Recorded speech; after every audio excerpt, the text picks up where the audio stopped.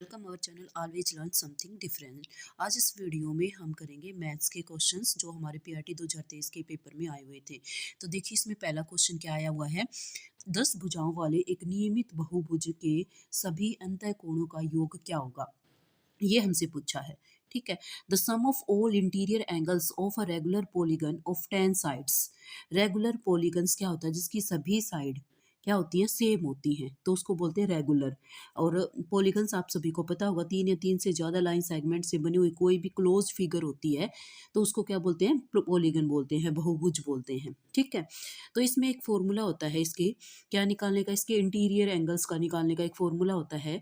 कैसे कि n-2 multiply 180। n-2, n का मतलब क्या हुआ, जितनी नंबर ऑफ साइड हैं। देखो इसमें नंबर ऑफ साइड 10 दे रखी हैं, तो जितनी भी नंबर ऑफ साइड दे रखी हैं उसमें से हम 2 माइनस कर देंगे और 180 से क्या कर देंगे, मल्टीप्लाई कर देंगे। लेकिन यहाँ पे देखो जैसे हम सोच सकते हैं, देखो जैसे यहाँ पे हम सभी को पता है कि जो ट्रायंगल होती है उसके सभी एंगल का सम 180 होता है, सबको पता होगा ये तो। और जो क्वाड्रिलेटरल होता है यानी कि जो क्या है रेक्टेंगल और स्क्वायर होता है, उनके सभी एंगल का सम 360 होता है। ठीक है।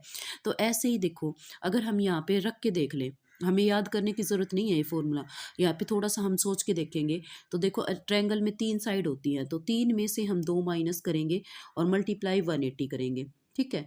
तो 3 में से 2 माइनस किया तो क्या आ गया 1, और 1 को 180 से मल्टीप्लाई किया तो 180 आ गया। ठीक है। तो तीनों एंगल का सम 180 होता है। इस तरीके से हम इसको फॉर्मूले को याद रख सकते हैं। तो अब यहाँ पे हमें दे रखी है tan साइड, तो हम इस फॉर्मूले में रखेंगे tan-2 मल्टीप्लाई 180। ठीक है।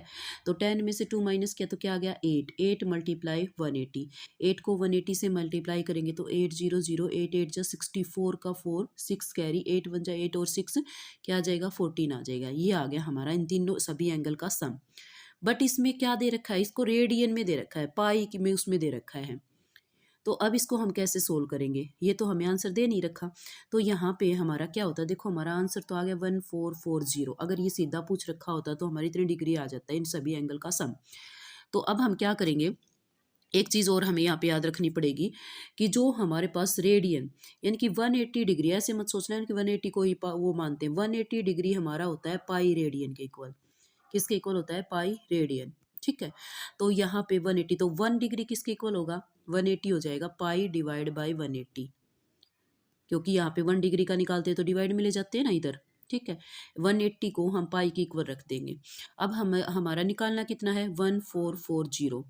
तो अब इतने का निकालना, तो इससे हम इसको क्या कर देंगे, मल्टीप्लाई कर देंगे। 1440 को हम इससे मल्टीप्लाई करेंगे, इसको काट देंगे, 0 से 0 कैंसिल, और अब इसको काटेंगे तो 18 1 जा 18 और 18 8 जा क्या होता है 144। तो 8 पाई हमारा क्या आ जाएगा, आंसर आ जाएगा, जो कि हमारे कौन से ऑप्शन में है, 2 ऑप्शन में, हमारा सेकेंड ऑप्शन में है। ठीक है। तो इसका आंसर हमारा सेकेंड ऑप्शन हो जाएगा। नेक्स्ट क्वेश्चन देखिए, अगला क्वेश्चन क्या है हमारा। एक आदमी 80 किलोमीटर दूरी को 7 घंटे में तय करता है। एक आदमी 80 किलोमीटर दूरी को कितने घंटे में, 7 घंटे में। वह आंशिक दूरी 8 किलोमीटर पर घंटे की दर से पैदल चल कर तथा 16 किलोमीटर पर घंटे की दर से आंशिक दूरी साइकिल से तय करता है। यानी कि ये नहीं पता हमें कितना तो वो पैदल चलता है और कितना वो साइकिल से चलता है, लेकिन इसने पूछा क्वेश्चन क्या, तो वह पैदल कितनी दूरी चलता है ये पूछा गया है। टोटल टाइम ले रहा है वो 7 आवर। कितने ले रहा है, 7 आवर। ठीक है। A man travel a distance, English में पढ़ लेते हैं एक बार। A man travel a distance of 80 kilometre in 7 hours, partly on foot at the rate of 8 kilometer per hour and partly on bicycle or at 16 kilometer per hour, then the distance traveled on foot is। ये हमसे पूछा है। तो देखो एक बार इस question को, 80 kilometre है यानी कि डिस्टेंस है, 7 घंटे है यानी कि ये टाइम है। तो जो टाइम होता है वो क्या होता है हमारा, डिस्टेंस अपॉन स्पीड। ठीक है। डिस्टेंस अपॉन क्या है, स्पीड है। तो टाइम हमें दे रखा है, टोटल टाइम दे रखा है 7 आवर। ठीक है। और डिस्टेंस हमारा देखो, डिस्टेंस हमें नहीं पता, लेकिन पूरा डिस्टेंस है ये तो कंप्लीट है, लेकिन जितना उसने पैदल तय किया है या फिर साइकिल से किया वो तो हमें नहीं पता। तो हमने मान लिया क्या है, एक्स किलोमीटर जो उसने किससे तय किया है, एक्स किलोमीटर तो उसने किससे तय किया है, पैदल चलकर। तो x/8 आ जाएगी, क्या आ जाएगा ये, टाइम। क्या आ जाएगा, टाइम आ जाएगा। ठीक है। एक बार इसका कलर चेंज करते हैं, दोबारा समझेंगे इसको। हम्म देखिए सबको पता है जो समय होता है, यानी कि हमने याद कर रखा है speed is equal to distance upon time. ठीक है, ये फॉर्मूला याद कर रखा है। तो टाइम का क्या बन जाएगा, time is equal to, time को इधर ले जाएंगे, स्पीड को इधर ले आएंगे, तो टाइम हो जाएगा हमारा डिस्टेंस अपॉन स्पीड। ठीक है, तो यहाँ पे जो टोटल जो टाइम है वो दे रखा है 7 घंटे, और हमें मान लिया 7 घंटे, और जो पैदल जो डिस्टेंस कवर करता है ना, हमने मान लिया वो है x किलोमीटर। तो x किलोमीटर कितने घंटे में कर रहा है, 8 घंटे में। फिर देखो फिर क्या बच गया, फिर बच गया हमारा 80 माइनस एक्स, यानी कि जो डिस्टेंस और बच गया, तो कंप्लीट डिस्टेंस कितना था 80, 80 में से x माइनस कर देंगे, तो 80 माइनस एक्स वो किससे तय करता है, साइकिल से, और वो क्या आ जाएगा 16 आ जाएगा, यहाँ पे क्या आ जाएगा वो 16। तो यहाँ से हम x की वैल्यू निकाल सकते हैं। ठीक है, तो इसमें बहुत लंबा प्रोसेस हो जाएगा, तो हम क्या करेंगे, देखो यहाँ पे ऑप्शन से करते हैं इस क्वेश्चन को। पहले ऑप्शन में है 28 किलोमीटर, दूसरे में है 30 किलोमीटर, तीसरे में है 32 किलोमीटर। तो देखो 8 है, तो 8 से कौन कंप्लीट डिवाइड हो रहा है, 28 नहीं हो रहा, 30 भी नहीं हो रहा, 32 हो रहा है बस। तो यहाँ पे हमारा जो ऑप्शन 32 है वही हमारा क्या हो जाएगा, आंसर हो जाएगा। और ऐसे क्वेश्चन में हमेशा ऐसे मिलता है ये। अब करके भी देख सकते हैं, कैसे करोगे, देखो x की जगह 32 रखा, डिवाइड में 8, इसको काट दो, 8 बन जाए 8, 8 से काटेंगे 32 को, क्या आ जाएगा 4 आ जाएगा। तो ये तो 4 आ गया, यानी कि जो उसने पैदल या चला है, तो ये 4 आ गया टाइम। अब 80 में से 32 माइनस कर दो, 80 में से ये वाला फाइंड करेंगे। अब हम 80 में से 32 माइनस करेंगे, तो 10 में से 2 सब्ट्रैक्ट किया तो क्या आ जाएगा 8, यहाँ पे 7 में से 3 सब्ट्रैक्ट किया तो क्या आ गया 4। तो 48 डिवाइड बाई 16, और 48 को 16 से डिवाइड करेंगे तो क्या आ जाएगा, 16 3 जा क्या होता है 48, और देखो 4 में 3 प्लस किए तो किसके इक्वल आ जाएगा, 7 के इक्वल आ जाएगा। तो ऐसे क्वेश्चन को हम ऑप्शन के थ्रू कर सकते हैं। ठीक है, तो इसका ऑप्शन जो हमारा राइट हो जाएगा वो क्या हो जाएगा, थर्ड ऑप्शन हमारा राइट हो जाएगा। नेक्स्ट क्वेश्चन देखिए, नेक्स्ट हमारा एक समबाहु त्रिभुज की भुजा एवं ऊंचाई का क्या अनुपात है, the ratio of the side and height of an equilateral triangle is. तो इक्विलैटरल ट्रायंगल की जो हाइट और उसका जो रेशियो होता है वो कैसे निकालते हैं। देखो इक्विलैटरल ट्रायंगल क्या होती है, इक्विलैटरल ट्रायंगल होती है हमारे जिसको तीनों साइड क्या होती है, इक्वल होती है। मान लो ये भी साइड ए है, ये भी ए है, और ये भी क्या है, ए है। ठीक है, ए सेंटीमीटर है, और इसकी जो ऊंचाई होती है ना वो ये होती है, बिल्कुल जिसके ऊपर परपेंडिकुलर।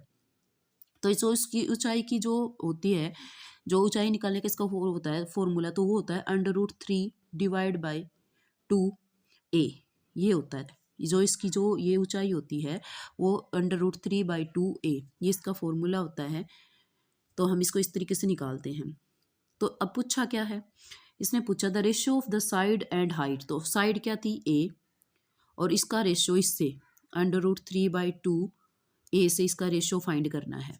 ठीक है, तो देखो a से क्या हो जाएगा, a कैंसिल, a2 क्या हो जाएगा, a2 इधर आ जाएगा, तो ये हो जाएगा 2/√3, जो कि हमारा कौन से ऑप्शन में दे रखा है, फोर्थ ऑप्शन में दे रखा है। तो इसका ऑप्शन 4 हमारा क्या हो जाएगा, राइट हो जाएगा। ठीक है, नेक्स्ट क्वेश्चन देखिए, अगला है एक चक्रीय चतुर्भुज के कोणों के अर्धकोण से निर्मित चतुर्भुज होता है। तो देखो क्या है, द क्वाड्रिलेटरल, क्वाड्रिलेटरल क्या होता है, जिसकी 4 साइड होती हैं, ये बना दिया हमने क्वाड्रिलेटरल, जिसकी 4 साइड होती हैं। ठीक है, इसने कहा है form by angle bisector of a cyclic quadrilateral. Cyclic quadrilateral क्या होता है, जिसके इधर और इधर आमने सामने के जो एंगल होते हैं उनका सम 180 होता है, उसको साइक्लिक क्वाड्रिलेटरल बोलते हैं।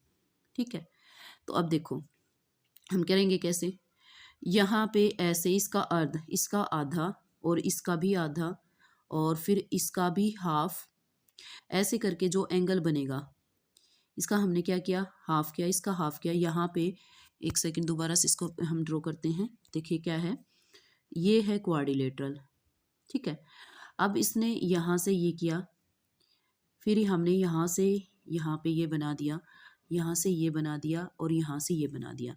तो अब इसने ये पूछा है कि इसके जो कोण है ना उनका आधा बाइसेक्ट करके जो हम यहाँ पे जो फिगर बनेगी वो क्या होगा, इसने एक पूछा है। तो वो साइक्लिक क्वाड्रिलेटर होगा, रेक्टेंगल होगा, स्क्वायर होगा, या पैरेललोग्राम होगा। तो वो सेम एज इट इज वही होगा जो ये है साइक्लिक क्वाड्रिलेटर। तो इसका ऑप्शन 1 क्या हो जाएगा, राइट हो जाएगा। ये तो हमें याद रखना पड़ेगा ऐसे ही। ठीक है, नेक्स्ट क्वेश्चन देखिए भाई, ट्रिग्नोमेट्री का है, और इसका अगर निकालेंगे तो बहुत लंबा क्वेश्चन है ये।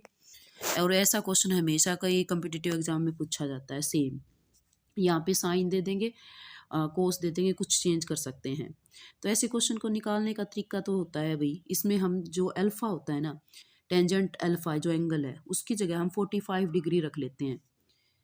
ठीक है, तो यहाँ पे टेंजेंट 45 की वैल्यू होती है 1, प्लस में साइन 45 की वैल्यू होती है 1/√2। तो ये हमें तो बहुत याद रखना पड़ेगा जिसको बिल्कुल भी नहीं आता है। तो 1/√2 और ये किसके इक्वल है, m के इक्वल है। ऐसे इसमें रखेंगे तो 1 - 1/√2 ये किसके इक्वल है, n के इक्वल है। जब इसको इस तरीके से इन दोनों इक्वेशन को सोल्व करेंगे तो जो हमारा आंसर आएगा ना वो क्या आ जाएगा, हमारा आंसर हो जाएगा 2√2। यानी कि यहाँ पे जो हमारा ऑप्शन 4 है, ये वाला 4 हमारा इसका थर्ड का आंसर, ये लंबा बहुत क्वेश्चन है तो इसका सीधा हम आंसर करेंगे, जो थर्ड क्वेश्चन है इसका राइट हो जाएगा। ठीक है, third option, sorry. Next question देखिए, नेक्स्ट क्वेश्चन क्या है हमारा। नेक्स्ट क्वेश्चन है दो संख्याओं a व b का औसत 20 है। तो औसत क्या होता है, एवरेज। a और प्लस b, और एवरेज का मतलब डिवाइड बाय 2, और वो किसके इक्वल है, 20 के इक्वल है। तो a प्लस b किसके इक्वल आ जाएगा, a प्लस b आ जाएगा हमारे पास। देखो 2 को इधर ले जाएंगे तो किसके इक्वल आ गया, 40 के इक्वल। a प्लस b किसके इक्वल है हमारा, 40। यहाँ से स्टार्ट करते हैं हम इसको। a plus B by 2 is equal to क्या दे रखा है, 20। ऐसे ही b plus C is equal, b plus C का औसत, औसत का मतलब एवरेज। एवरेज कैसे निकालते हैं, दोनों को प्लस करके 2 से डिवाइड कर देते हैं। ठीक है, तो b प्लस सी का औसत कितना है, 19। ऐसे ही हमारा c प्लस ए का वो जो औसत दे रखा है वो क्या दे रखा है, 21। तो ऐसे हम निकालेंगे a plus b is equal to, दोनों देखो इस 2 को इधर ले जाएंगे तो a प्लस बी हमारा क्या हो जाएगा, 40 हो जाएगा। फिर हमने b प्लस सी निकाल लिया तो b प्लस सी हमारा क्या हो जाएगा, 19 टू जा क्या हो गया, 38। 19 टू जा क्या हो जाएगा, 38। सी प्लस ए हमारा क्या हो जाएगा, 42। ठीक है, अब देखो हम कैसे करेंगे, इन सबको प्लस कर लो। देखो ए 2 बार आया है तो 2 बार आए हैं सभी, तो twice of a plus B plus C ऐसे लिख सकते हैं इसको हम। और ये इन सब का सम कर लेंगे तो इन सब का जो टोटल आएगा ना वो आएगा 8 2 0 और 4 4 8 120। क्या आ जाएगा, 120। तो a प्लस बी प्लस सी और इसका ट्वाइस 120 के इक्वल आ गया। इस 2 को इधर ले जाओ, ये मल्टीप्लाई में उधर जाके किस में हो जाएगा, डिवाइड में। तो हमारे पास आ जाएगा a plus B plus c. तो देखो a plus B plus c, ये हमारे पास क्या आ जाएगा, a plus B plus C is equal to क्या आ गया हमारे पास, 60। 2 को उधर लेके गए ना, डिवाइड में चला जाएगा, 120 से कट कर देंगे तो 60 आ गया। अब देखो b प्लस सी हमने निकाला था, हमारा b प्लस सी क्या था, 38 था पीछे जब हमने किया था। तो a की वैल्यू हमें निकालनी है, तो a का मान पूछ रखा है, द वैल्यू ऑफ a। तो 60 में से हम 38 माइनस कर देंगे तो आंसर आ जाएगा 22। यानी कि बी सेकंड ऑप्शन हमारा क्या हो जाएगा, राइट हो जाएगा। ठीक है, तो ये था हमारा 66 क्वेश्चन। नेक्स्ट देखिए आगे हमारा क्या है, अगला देखो रीजनिंग का क्वेश्चन है, साथ ही कर लेते हैं हम रीजनिंग का पोर्शन भी। तो इसमें देखो क्या है रीजनिंग का क्वेश्चन, यदि किसी कूट भाषा में ACE को 1925 लिखते हैं, ध्यान से देखेंगे, in a code language AC is written in 1925 and BIG is written in 48149, then the same language DOG will be written as. तो कैसे करेंगे, देखो A होता है 1 पे, C होता है 3 पे, E होता है 5 पे। तो देखो 192 इसका रिलेशन देखो कैसे बना सकते हो इसको आप। तो देखो 1 का क्या करेंगे, स्क्वायर तो 1, 3 का स्क्वायर करेंगे तो 9, 5 का स्क्वायर करेंगे तो 25। ठीक है, ऐसे ही देखो BIG, बिग BIG, B आता है किस पे, 2 पे, I आता है 9 पे, और C किस पे आता है, ये C नहीं G है ये, तो G आता है 7 पे। तो इनका स्क्वायर करेंगे, 2 2 जा 4, 9 9 जा 81, 7 7 जा 49। तो ये देखो ये सेम है। ठीक है, तो इसमें भी हम ऐसे ही कर देंगे, D आता है 4 पे। ठीक है, तो हमारा क्या हो जाएगा, इसमें D किस पे आता है, 4 पे आता है, और जो O आता है वो किस पे आता है, 15 पे आता है, और G किस पे आता है, 7 पे। तो 4 का स्क्वायर करेंगे तो 4 4 जा 16, 15 का स्क्वायर होता है 225, और 7 का स्क्वायर होता है 49।